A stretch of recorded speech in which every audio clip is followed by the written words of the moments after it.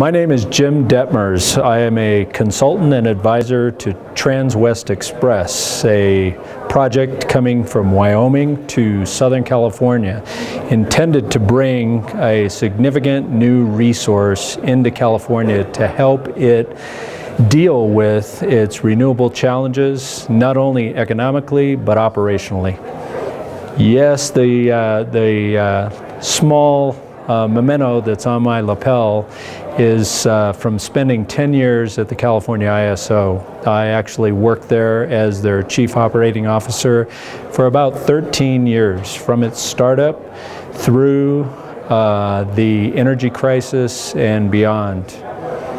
Based on the studies that have been done by Wyoming University and Dr. Naughton, I have reviewed those, and they do bring up some very important points about how renewable projects need to be diversified geographically across broad areas. One thing that California is engaged in at this time is mainly tapping the renewables within the state, and there are limitations to what you can actually accomplish operationally by doing something like that.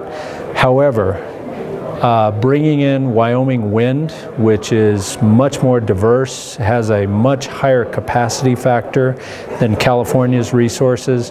When you combine those two together, both California and Wyoming, you get a much better performance of operation for grid operators to deal with the intermittency issues and just overall production, so that the existing natural gas fleet of resources that California uses to balance the system will not have to be operated to the extremes that it is today.